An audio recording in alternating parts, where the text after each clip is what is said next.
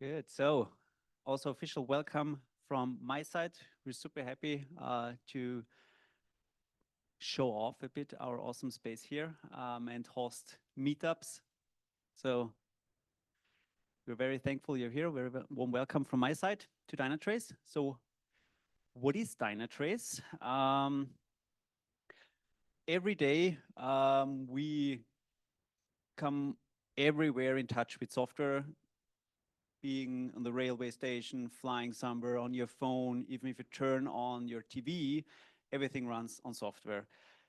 And if something doesn't work, we get easily frustrated. And that's usually when we learn how much software really affects our lives already. So there is rarely anything we're able to do without software.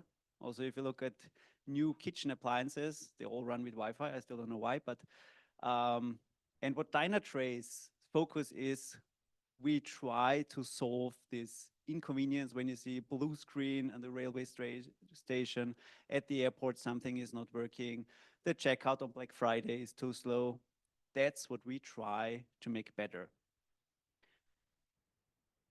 And this is not the slide deck, the right one, my mistake, but I will try to adapt a bit to the different slides now. So bear with me. We are with thousands of companies are using Dynatrace. So there is a high chance that every one of you somewhere benefited already from Dynatrace. You don't see us, we're somewhere in the background, and our focus is of making software better. So our vision is a world where software works perfectly. This is majority of you know we are far away from our vision, but that's something we're trying to get better at. Or not we, but trying to make the world better in regards to software. So we focus really on all the digital interactions.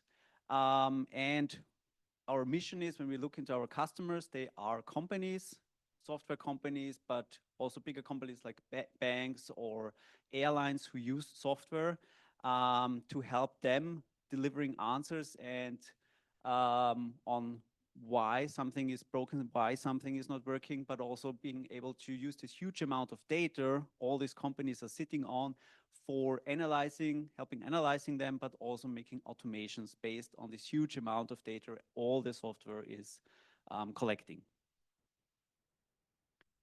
Dynatrace was founded here in Linz, Austria. It's an Austrian founded company by Bernd Greifenegger, which you see on the left, and his wife, So Keng, in 2005. And the dream was always to go globally with the software. So they were searching for capital, additional one, that they went into the US because they knew the money is there. In 2013, there were 100 Dynatracers, and if you see at 2014, there were 1,000 Dynatracers. So it paid off in regards of globalization. Focus went also then towards cloud monitor, which even paid off more. And in 2019, so that's a bit more than 5 years ago, Dynatrace went public on the New York Stock Exchange. It was already before Dynatrace got to be a global company where the CEO is sitting in the US. Still, Bernd, as our founder, is the CTO sitting in Graz. That's why the engineering headquarter is in Linz, Austria. And the focus on engineering is heavily in Europe and really a lot in Austria. So you see Dynatrace locations in Linz, in Vienna, in Graz, in Klagenfurt, in Innsbruck. So we cover really Austria heavily because of the history. In 2022, Dynatrace exceeded $1 billion in revenue. And we are 13 times consecutive. Could it be that it's already 14th time right now? I don't know. Because I think we got, again this year, #1 position in the Gartner Magic Quadrant for application monitoring observability. So here we are world leading with the product. Worldwide, we're more than 4,700 people. really spread across the globe. Product is used worldwide. So we have people working in Australia, Asia, Europe, US. Everything is covered, all time zones. And we have 3,600 customers, mainly in the Fortune 500. So our focus is really on huge companies, enterprise companies. And this is like the main goal to work with them. So this is an enterprise product Dynatrace is focusing on. You saw already at least the majority of our new office here in Graz, Reininghaus, and that's something Dynatrace focuses a lot on the people, on making creative spaces for them, and we believe in personal contacts. So the whole office is designed in a way that people run into each other, that the teams collaborate, that we don't have silos. And also in Graz, we are in the lucky position that everyone who is working on like our core domain is mainly in Graz. So we can really make use of the space. And overall, our culture is really focusing on people. As mentioned before, the engineering focus is in Austria and Europe, and that's why this is our most valuable resource, the people, and our culture really focuses all around this. If you want to know more, we are Kununu on Glassdoor, but also, of course, on all the social medias. And if you are interested, we have a huge variety of job openings out there. You can find them on careers.dynatrace.com. Thank you. That's it from my side.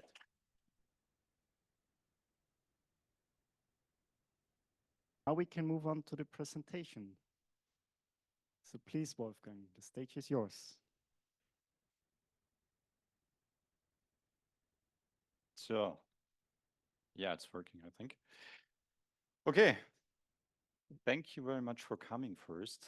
My name is Wolfgang Richter. I have the pleasure to show or to tell you something about roadmaps today. The original title was, what was it? The widely misunderstood planning tour, correct? Yeah, so I changed it a little bit to Beast or Daddy. So I prefer that, you know, it's a little bit more provocative, maybe more black. Yeah. So, but let's see what that all means actually. Is it okay if I break the protocol already in the very beginning? And Tim told me, no questions, just at the end when we have the Q&A, because people online cannot hear it. So if I ask you a question now, I need to repeat what you said, so I'm not getting, you know, that's just for the sake that we pleasure the technology in here. So I have only one question actually at the very beginning. What are roadmaps in your understanding? What do you know about roadmaps? What comes to your mind if you hear this term? Anyone, if you want to. Sorry? Planning tool, okay. Sorry?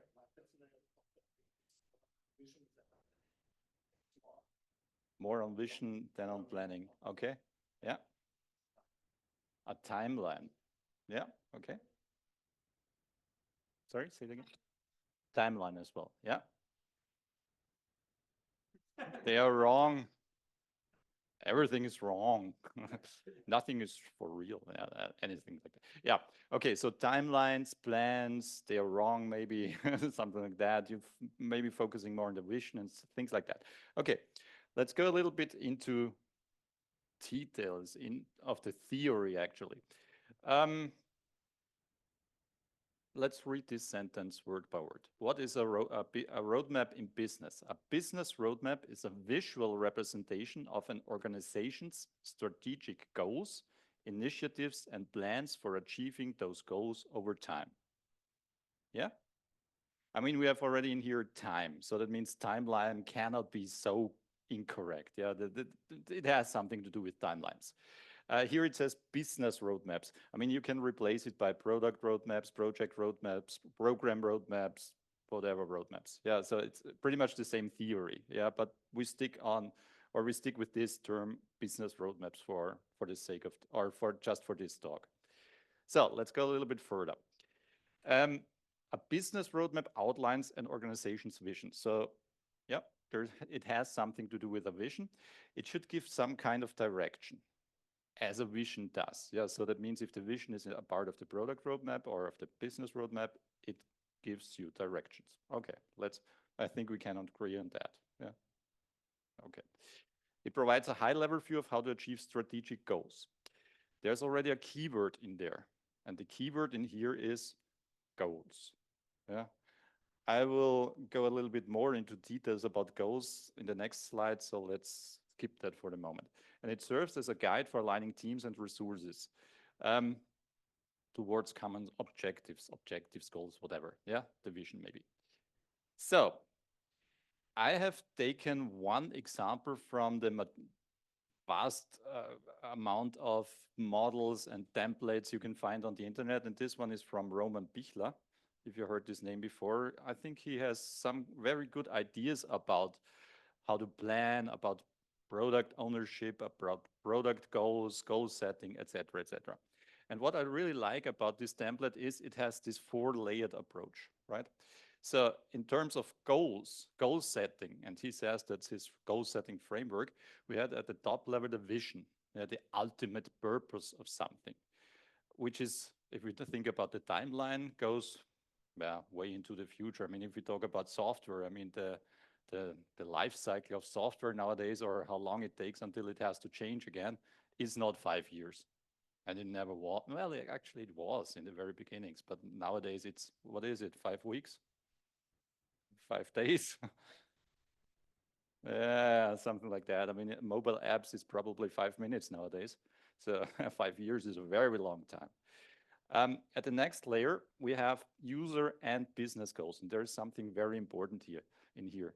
It says user and business goals. I mean, Jelena, for example, is an agile coach. Yeah. I know her for 8 years now, for about 8 years. Yeah. So you learned all that stuff about customer-centric and user goals and customer goals and focusing on that and so on. So, which is correct, but it's only the half side of the medal, because we also need to focus on the business goals. Customer goals without business goals in a company that has to make profit, yeah, money, doesn't work. It's just not enough. Yeah. At the next layer, if we go further down, we have the product goals, or if it's a project, we need to just exchange this word product goals with something else. It's the next layer down, definitely. And this is more specific and measurable, and it has a time frame of 2 to 3 months, probably something like that. I mean, it's just an example. It depends on what industry you are in, what you're working on, and so on. And at the lowest layer in his model, he says we have the sprint goals. I mean, this means we should have Scrum in place. It doesn't have to be Scrum. It's a goal that goes for or stands for the next 1 to 4 weeks. Whether that's a sprint or some other model framework you're using, it doesn't matter. The time frame is 1 to 4 weeks. So we have 4 layers, and the first or the highest layer is the visionary layer. Well, it says vision, yeah, kind of logic. The next layer is actually both layers together, is the strategic layer. So that's what we have to do in terms of planning, what we when we need this big picture, when we need this forecasts and all these kind of things. You know, strategic thinking, strategic planning. And at the lowest layer, we have the tactical goals. So that means the execution, the production. Yeah, this is really the nearest future. Yeah. Let's continue with that. Vision is an overarching direction, a benefit, a positive change. This is very important. When I work with people and talk about visions, I really want them to think about the positive change. Yeah, it should inspire people. It should be an inspiration for the work to go to the workplace every day, to be here for 8 hours or more. Yeah, inspire people, not just giving the direction. It's part of the product strategy, so the next layers. And this is just an example, healthy eating. I mean, it's a very short vision. Yeah, healthy eating could mean, yeah, let's get rid of everything that damages our physique or something like that. Yeah. Which is unreal, of course, but it's inspiring. Yeah. Next layers, user and business goals, advantages and benefits for the business. This means we need to talk about money, figures. Yeah. You had some figures on your slides already. There was 1 billion or something shown already. It's a big number, huh? It's yeah, it's your stage. Sorry. Part of the product strategies should be part of a product strategy if it's a project strategy, etc. Yeah. And here it says avoid the risk of diabetes, which is a little bit more specific than this very vague high-level vision we had before. Yeah. So next layer, specific measurable benefit may be associated with releases. That means we're still at the strategic layer, but going towards the technical, the execution already, the tactical layer, right? And it says here part of the product roadmap, which is everything else as well. Yeah, just repeating what Roman Bichler says here. So there comes a twist, so that's I can guarantee you this is not just this theory. And the lowest layer, sprint goals, benefit of a sprint, maintaining sprint backlogs, etc., etc. So I don't want to go into details of Scrum. This is just for the sake of having said it. The more important aspect about all of this is we're talking about goals.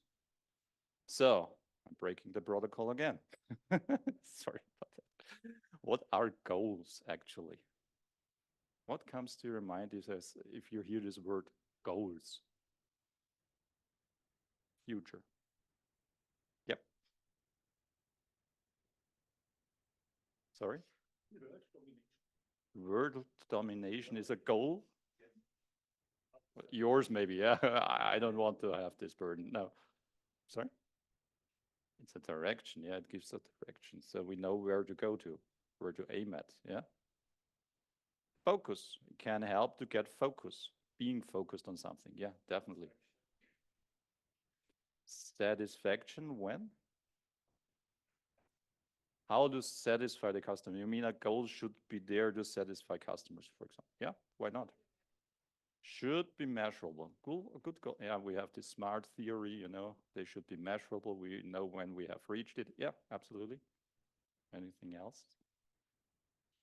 Motivation. They can give motivation, but only under certain circumstances. When you reach the goal, yeah, that could be satisfying, yeah. You have achieved something, but only under certain circumstances, once again. Yeah. Yeah. Mm-hmm. True.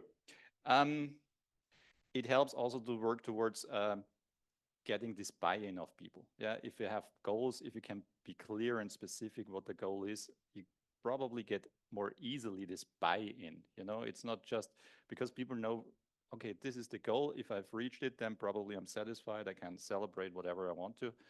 Yeah, they can help for that. There is something, and these slides look by intent a little bit more academic, so there's much text on it, right? Because everything that comes from universities and so on, they have to look like that. It's like with medicine, you know, if medicine tastes good, it's not good. Yeah. Same theory here. It's the goal setting theory. Has anyone heard about the goal setting theory before? No? It's a very unknown theory and one of the most important ones, I would say. And nobody is aware of that, almost nobody. It was created by those two gentlemen, Mr. Latham and Mr. Locke. This is a book you can find on any bookstore. It's the goal settings theory, and it's it's a separate discipline in organizational psychology. So for everybody who's working with organizational design, organizational structures, and so on, coaching, whatever, should have read that before. Yeah. Also for leadership, it's very, very good to understand this theory behind it. Yeah. And I've just taken a part of it, of course, not the entire book, that would take too long for today. But here are a few points which are really important for goal setting, for goals. First of all, they have to be very clear. You need clarity. A goal is only a good goal if people really can understand it, if they know what it means. I mean, it sounds simple and yeah, but to have such clarity for goals is not easy. Yeah, that's actually one of the harder parts. Yeah. The next one, and this is why I said under certain circumstances to some of the responses, they have to be a challenge. Yeah. A goal is only a motivational factor if they provide some kind of challenge. Yeah. But not too much challenge. So you need to find this balance in between, and that's once again is also a hard part. From a coaching perspective, for example, you can take this as team building mechanisms, right? If people need to work together, if they need to cooperate and collaborate to reach a goal, that fosters team building. Yeah, from a psychological standpoint, it's a very, very intelligent way of creating teams. Yeah, setting the right goals, and that means um, they need to feel that the goals are stretching. Yeah, a little bit of a challenge. Yeah, but not too much challenge. And this sentence is also very important. They need to believe that achieving their goals would feel like a genuine achievement. Yeah, not a fake one. Was easily done. It was something that nobody is interested in, and so on. That doesn't make sense at all either. Yeah, it has to be this genuine feeling that you achieved something, and then it makes a difference. So, commitment. Goals need to be there. They need to be clear. They need to be understood, and they have to be accepted. You can easily set a goal nobody wants to have, and then it doesn't help again. It needs to be accepted by people, and that means you need the buy-in of people again. So if it makes sense, if you can understand, if you can explain to people why it makes a difference, what is the positive change out there if we reach this goal, then you get in this direction. Then you're going in this direction. Then you will get probably, it's not a guarantee, but probably this commitment. Yeah. Feedback, very important. We need feedback. We as individuals need feedback all the time. Yeah. How they're doing in relation to them. Are we on track? Can we reach it? Are we fast enough? Are we doing the right things? Are we working together properly? And so on and so on. All these kind of feedbacks, very important. And the last one is the task complexity. Leaders should set goals at the right level of complexity. So what does that mean? Once again, if goals are too complex, if they're hard to understand, if you need study them first for 2 years or so on, or something like that, well, no, doesn't work either. That's part of the leadership and management once again. Goal setting should be understood by those people who are setting those goals. And depending on what kind of framework or model or way of working you are using, that could be either project management, that could be leader, that could be line management, that could be program management, product ownership, etc. All these positions need to really be aware of that goal setting is a strong part of the job to make a difference for the organization, right? To get people motivated, to get this buy-in of people. It's great to have a really amazing office where people want to be, but the difference for the work itself is done by things like that. Yeah. Anybody disagrees with me already? Not yet? Okay. Sounds good. Good to hear. Thank you. This is also a template I took from Roman Bichler's website. He calls it the Go product roadmap. And he has these different sections in here, like dates for the timeline, like the name of something, the goals, the features, and some metrics. They should be measurable, yeah. So in this template, we have some kind of matrix and so on. There's another example actually he gave on his website, like there's an MVP in the first quarter, a version 2, 3, 4 in the subsequent quarters. We want to acquire an initial user base, etc., and be in the top 15 diabetes apps 6 weeks after launch. So this is already measurable. We can be a little bit vague in this line here, but have to be specific, measurable in the line down here where the metrics are. And these are key features and so on. I mean, you will get the slides anyway, so I don't go through that, just to give you an example what it might look like. I mean, this is not a good goal or matrix, of course. This is just to give you an idea. Think about the scores, set scores, etc., etc. Yeah. So, still sounds good? This is the empty one. So, if that all still sounds good, we have an issue. It's not good. But that's how everybody uses it. Yeah, we're talking about roadmaps today. We're not talking about this kind of thing we have seen here, which is not bad. I'm not saying it's bad. It's already okay if you use it that way. but it's not superb. Yeah. So to elevate it a little bit more, to have these great examples, we need to think a little bit further and go back to the original understanding of what roadmaps are. So I ask you once again, what is a roadmap?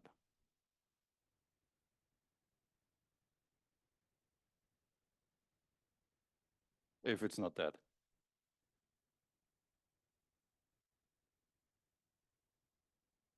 Yeah, a visual representation of something, yeah.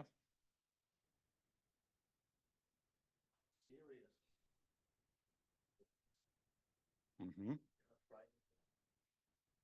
Yeah, a time series. We're back at the timeline, yeah.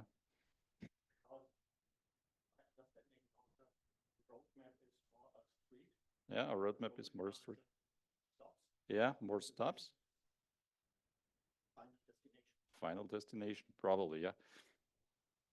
Okay, let's solve this riddle, what I mean. Yeah, I promised you a little bit of a twist here, and here it comes, actually. So, what we saw before are just plans. They are not roadmaps. They are plans. We need this kind of plans. They're good, or I said they are okay, but they are not the roadmaps we really need to make a difference for us or to have a better control of what we are doing. The problem with these plans is they are very often just a happy path. Yeah. So these, if everything goes well, then it makes sense. Then we're on the right track. We will reach the goal, hopefully. But what if not? So a real roadmap looks like that. I mean, not in business, of course. This is a roadmap, a real roadmap. Yeah. So, but what you can see here, what is the difference actually to the matrix we saw before, to the spreadsheet? It's not straight. Okay. Yeah. Sorry. It exists in a reality. Yeah. Okay. Oh, okay. Now we're getting there. There are many there are many different parts or roads you can take. Yeah. Bidirectional. Yeah. Yeah. Exactly. So if we think about roadmaps, and once again, I go back to the original intention of what people had in mind when they created roadmaps for business is exactly something like that. Yeah. And now we need to convert that into business. What does that mean? What is a real roadmap? I took just this example. So I asked, this very well-known navigational system on the internet, if I want to go from Graz to Vienna, suggest something. Yeah, we have different roads here. Yeah, and what we can see here already is we have different options. It's not only one suggestion. This would be exactly what we had before in the matrix. Yeah, this is the happy path. Yeah, if everything goes well, this is the fastest route we could take. But what we can see here already, there's some road work. It could be blocked. What we can see up here is something in orange. So there's probably traffic jam and so on. So that means actually, if we really want to be in control in the driver's seat and we want to go from A to B, and now think back if you're in a car and you want to drive from A to B or go on holiday vacation and so on and reach your destination, I'm pretty sure you think about the main road, but you have somewhere in the back of your head always alternatives. Or if you want to make a stop because you want to do sightseeing or go for lunch or whatever in between or to the restroom, you need these alternatives already and you calculate them in and your navigational system does that. But in business, we forget about that very often. And that's the problem I'm addressing here, right? So the roadmap is this, the main route, the happy path, of course, yes, but also what are we going to do if something happens? I mean, we're not going to calculate each and any road. I mean, that's impossible, definitely. But we need to think about, no, come on. If we want to have this roadmap as a visual representation of the strategic goals and so on, if we cannot reach this goal, or maybe not in time, or with this vehicle we have, what else could we do? What's the next best option, probably? Yeah. If we continue with the example we had before, Roman Bichler presented or prepared for us, it means for all of these specific goals we have in here, and for the different for the timeline with the 4 quarters in here, we need to think about exactly these options for the timelines. Is it the same set of features? Is it a goal that could change? Is it a different metric we would probably would need to apply? Things like that. Is it here really an MVP and the version 1, 2, 3, whatever that means for this product, right? This is exactly what we need to think about. The second thought we need to add to that, and that's all coming actually from traditional project management. I mean, we are living in the agile era, right? But very much of that was already, or was forgotten actually in the agile era, which still makes sense. What we still need to be in control when we run a business or a project or whatever. We need to do risk management. Yeah, risk mitigation it is called in traditional project management. If there is a risk, and this is very likely to show up, what's the mitigation? It's not if I'm going here and the risk is now there, that's not the right moment to start thinking about it. Think about you're in a car, yeah, and there's a traffic jam, and you want to have a detour or something. You cannot start programming the navigational system that it calculates detours. No, that has to be prepared. And that's exactly what you have to have in your skill set, actually, if you're in a driver's seat somehow, somewhere. Yeah? We need to add confidence levels. How confident are we that we can reach that or satisfy these metrics, reach these goals? What is the minimum progress probably we need that we can say we're still on track or we're not losing it? Yeah? Is it really here version 1, 2, 3, or would it be sufficient if you have version 3 here? I mean, it's not the goal. We want to be faster, but would it be still sufficient to have version 3 here, for example? At maximum costs. Yeah, this is what people don't like so much. I mean, some, yes, but if you're more into coding and so, you don't want to think about that. There should be managers thinking about that, controllers, people taking care of the budgeting and so on. But it's a very important aspect as well. Yeah, and side effects maybe. What if we reach it? What if we don't reach it? Right? Things like that. And that's exactly my take on roadmaps in business.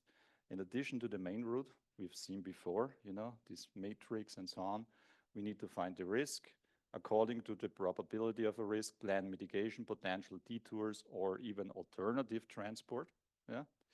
Find alternative routes in case something blocks the main route. And the next one, also very important, don't overdo it, because I've seen that before as well.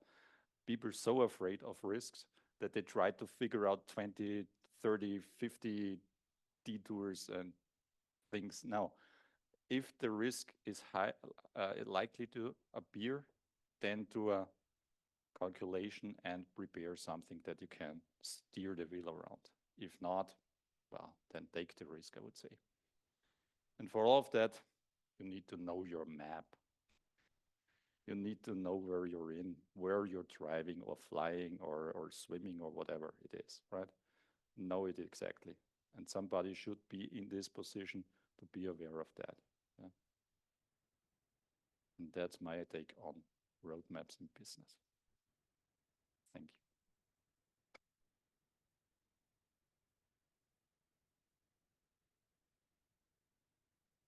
you. Oops, one too many.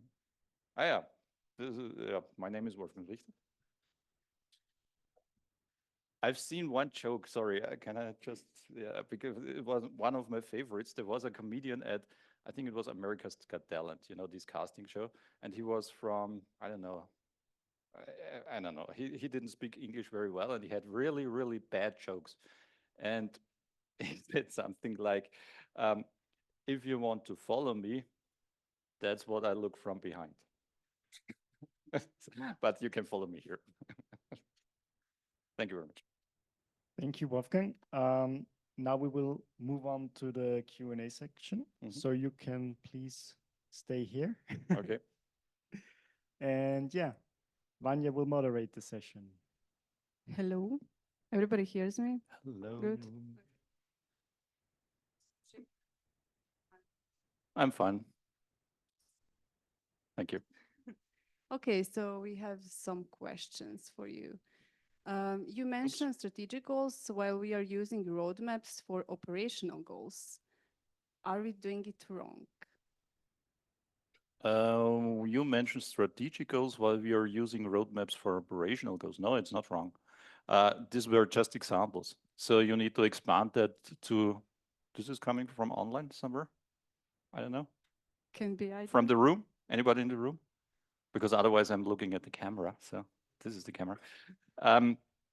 No, it's not wrong. It's just you need to expand it to your situation. These were just examples. If it's more operations you're in or into, or you need to figure out how to run that, what the goals are and so on, then just expand it to operations or combine it with the rest. Actually, it shouldn't be isolated. That's what worries me a little bit. It sounds like it's either or. It's never either or. It's all the time. It's both. Has to be. Am I wrong? Different views? No, for me, it's one cannot come without the other, I would say. Sounds good. I guess there is many goals in a company, right? The next question, what is the difference between a milestone, interesting one, plan and a roadmap? What is a milestone?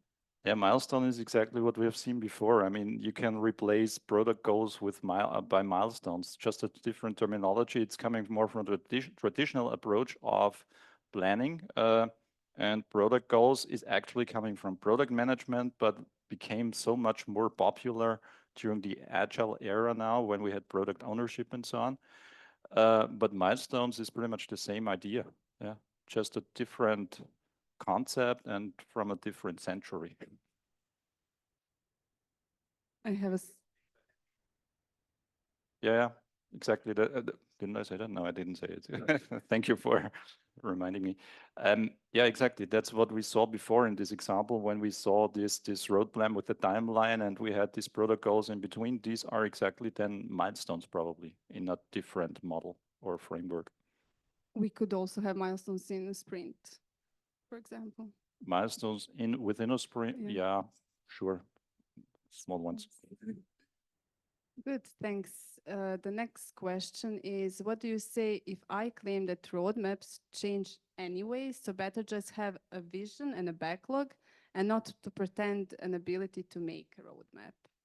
No, that's exactly the misunderstanding. It's not the roadmap that changes. I mean, it changes over years, yes, definitely, or over a certain amount of time. But the roadmap is actually the planning and the risk management and the risk mitigation all together. So that's the roadmap, not the tour on the road, right? I guess this answers a question. Good, thank you. The next one, how much time is needed to build such a roadmap? Seems like a lot of time investment with all of those possible paths. Well, like whole Austria, it's quite a lot. I cannot give you a number for that, but yes, of course, in the beginning, it's the calculation of it and how much parameters you have. The bigger it is, the longer it takes. I mean, it's really kind of linear, I would say, the relation. But you need to keep an eye on it constantly anyway, because if you're driving, and like said before, the road is blocked, you need to at least recalculate something. And that means you need to have your eye on the roadmap again. So it's not a one point in time activity, it's a ongoing activity. But at the very beginning, it takes more time, of course, yeah. So you're saying that there is also learnings. First time you build a roadmap, next time is faster. Also that, yes. But if we have let's say we have a project, and let's just take as an example a project that is planned for the next 2 years. And after these 2 years, we have finished something.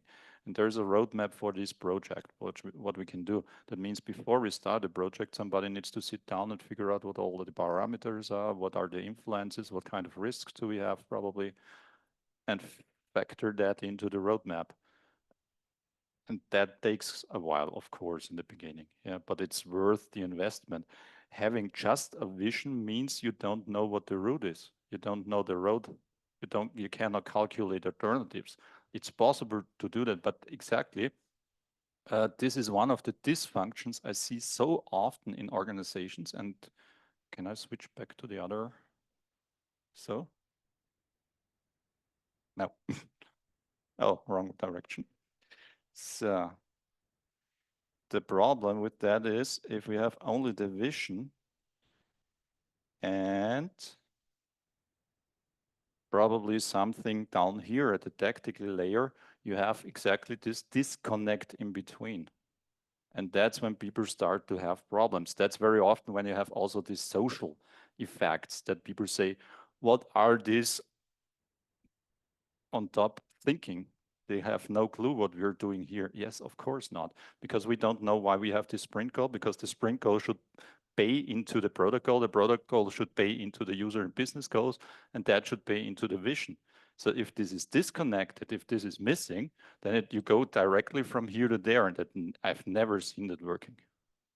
It may work, but I've never seen it working. So, and I'm now for quite a while in this business. So let me rephrase. So basically these goals are bringing closely together like tactical execution with like a vision and connecting all those layers together. Yeah, and that's the reason why we need these layers in between, because otherwise the distance is too big. Yeah, from the detailed view to the very high level view doesn't work. No. Thank you. Next question. When getting people or teams to commit to goals, are these business or user goals? I guess it's much harder to get people behind business goals. No, I don't think so. That's exactly what I disagree with. If you have disconnects from the vision to the next layer, and then to the sprint goals, you understand what your company is doing and what it is aiming for and why it has to have these goals. Yeah, I've seen that actually a client, which is not in another, we've worked before, and they had always these arguments, people at different layers. They don't know why we need to do this. They don't know why we do that. We have agreed to this goal, but people are not executing it, etc., etc. That's exactly, once again, this effect that this disconnects happen between the layers. You need all four of them. If I run courses and trainings and so on, I emphasize that a lot. Of course, you focus on, if you're coding or so, you focus on sprint goals maybe. Yeah, because you need to get that code out of the door. Yeah, some features. But if you don't know why, it makes your life harder and you miss the motivation. Of course, if at the higher level, the layers, the goals are just, we need to make 10% more revenue. Okay, that's also not motivating. It should come with some other message, of course. Yeah. But we need these connects, definitely. Perfect, thanks. How would you suggest one should visualize the roadmap to the different stakeholders in a project based on their interests? So maybe some kind of like layers of the roadmap depending who is our stakeholders. Well, actually, I like these not so visual representations if people are more used to, technical visualization. So matrix is very good for people who have more this technical view on something. Yeah. So if you have different matrices and so on, these Excel spreadsheets or something like that, it works. However, what I've done before, and that's not a joke, I've really taken maps of countries and so on, and drawn a tour. Yeah, that the journey, what we want to achieve. I replaced the names of the countries with some goals or some other steps in between, or version 1 of something and so on, and just drew the tour. And I just highlighted and pointed out here is an issue and what that is. So this goes back to storytelling, and storytelling helps people very often to understand the situation much better than if you just present facts. Yeah, I mean, these are also facts, just coming in a different package. But you need to like to do that. And sometimes people think, hey, we're in a tech company, what you're doing here. We're not in an art company or whatever. So, yeah. Thanks. Do you suggest to perform risk mitigation in Agile like in standard project managed organizations? Yes, but at a much higher frequency. So the benefit of being agile is that you can respond to change more easily because of the different setups and structures and so on, which were created in different in various agile approaches. Not only Scrum. Scrum is good for certain situations. For others, it's just crap. Kanban, also all the others, adaptive software development, feature-driven development, BSDM, I mean, all the 20, 50, 60 what you can find on the internet now. I mean, I've written actually my PhD thesis about that stuff. So, so I've tried to analyze all of kind of that, and the real benefit of that is you can adapt to change. It's, you know, do you know the original story how this term agile was coined? Any one of you heard that before? No, I mean you have heard about the Agile Manifesto, right? It was created in 2001 in Utah in a mountain resort. So people went there for skiing. So 17 people came together, representatives of different agile approaches. Back then they called it lightweight methods. And they just wanted to find this common denominator they have in doing their stuff, yeah, what they do. And the result was the Agile Manifesto with the 12 principles behind that, yeah. And actually there are two official stories. I mean, 16 of them tell this story. We came together, we went 1 hour skiing, then we sat together for an hour, 1 hour skiing, we came together, and in the end, on the second day, we had the manifesto and the principles. It was a really, yeah, it was a nice experience. It was, yeah, we liked it much. There's only one person out of these 17 who explains it exactly the opposite way, so that they fought a lot and so on, things like that. But the interesting stuff about that is, Agile was not the first term they coined. Yeah, they came up with many different terms like flexible manifesto, adaptive manifesto, agile manifesto, etc., etc. And only two were left over for the voting in the end. That was adaptive and agile. And there are once again two different stories. The official one is that they selected agile because in the American English, agile means you're able to respond to change, you can adapt to something and you're doing it. It's not just a skill, but you're actively doing it. That was the official story why they selected agile. The unofficial story is, and Alistair Comer, one of these guys, told me over a beer this story. So, and I never said that before, so delete that please from the recording. No, anyway. There was Jim Highsmith on board, so he was one of the 17 guys, and he represented a method called adaptive software development. And the others didn't want to have him a commercial advantage over the others by calling it adaptive manifesto. So that's the unofficial story. That's why we say agile nowadays and not adaptive something. So what was the question? A nice story, though. Completely forgot it. So yeah, so we should perform the risk mitigation as well. Yes, absolutely. Yeah. So it's yeah. No, absolutely. Like I said, the real benefit is you can do it in a much higher frequency. So the risk mitigation is also smaller amounts needed than in traditional approaches where you have releases over all the 6 months and so on, things like that. Next question. I think it's not really to Wolfgang. Nope. Who should we skip Somebody else? this one? And then Stefan, you can just answer it later. Good. Then next one is interesting. How many paths is optimal to have? Is it 2? Is it 10? Depends. If there's 0 risk, it's 1. If it's much risk, you need more than 2, 3, 4 probably. Depends really on the situation. So this is exactly the analysis that needs to be done up front to figure out how much risk mitigation, risk analysis is really needed and worth doing it.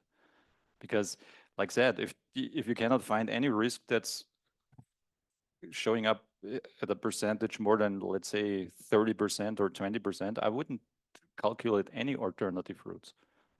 Why should I do that? So it looks like the happy path is the best path and we can follow it and do not have to deviate from it. So it's 1. In other situations, which I've seen before, where so much uncertainty exists, like new technology, the requirements are changing every minute. There's so much change in the market and so on and so on, or political situations are unstable and so on. Then I would do a lot more of this kind of risk analysis. So you would invest more time into risk analysis Yeah. actually before constructing the roadmap. Yep. And also over time, I would invest more of my work time into that. Next question. Can you please name examples for knowing your map? What exactly do you mean by that? Yeah, I mean, this is an interesting one because we're currently in the situation that the market is changing a lot.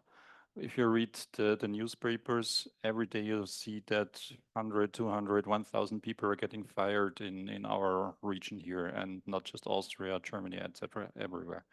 So that means knowing your map means knowing your industry, knowing your competition, knowing your political situation, etc., etc.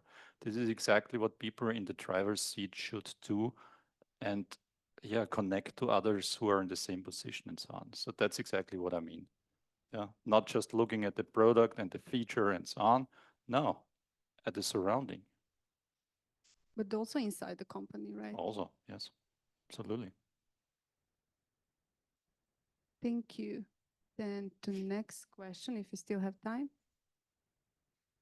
Which people from which positions should create a roadmap? Strategic managers or management together with That's a joint effort. In an ideal world, it would be a joint effort. Of course, there's somebody in the driver's seat, but the input need to come from all the different layers. Like I said, the roadmap comprises all the different layers: the vision, the strategy, the tactical goals, etc., everything. And you need representatives from all these different layers coming together and figuring out what that means for the roadmap, for the timeline, etc. Yeah. So joint effort. Perfect, thank you. I think we have time for one more question. So who voted, and delayed. What if we don't know what are the risks? So identification of risks. Should we take some time to think about them? I think this is now a bit repeating. If yes, how much time should we invest into it as much as needed? I mean, that's not an uncommon situation. You cannot figure out or find all the risks upfront. That's just impossible. That means, and if you have actually really just a lot of uncertainty and you cannot find any risks other than the uncertainties and so on, you should have a closer eye on that and invest more time in it. So for management, for leadership positions and all the others as well, that means, yeah, we need to sit together more often than we want to probably and think about that. Because if a risk appears and we are not prepared for that, that's expensive and annoying. And if we can avoid that by investing a little bit more time into it, yeah, so that we are a little bit prepared at least, I would prefer that. Thank you. I guess this was it from the Q&A session. Thank you for your answers. You're welcome. The Thank you very questions. much. Thank you.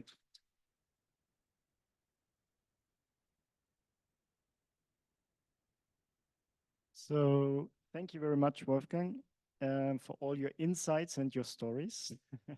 I hope we will hear some more in the mingling part afterwards. Sure. So, and before we get there, thanks everyone for being here, for stopping by, especially also remote participants. So right after we finish here, Wolfgang will join you in remote mingling, so you can stay there. And if you have some additional questions, you can ask them there. And after a remote mingling is finished for you, you can then join us in the mingling on site. Okay. Also some words from us. So our next meetup will be most likely in February or January, but more likely in February next year. So please look at LinkedIn or also on Meetup to see when it's happening. We will share it there. We are always looking for speakers and we are always looking for hosts. So please approach us. And that's it. Thank you, Dynatrace, for hosting. Thank you, Wolfgang, for being here. Thank you for Thank having you me. all, and enjoy the evening.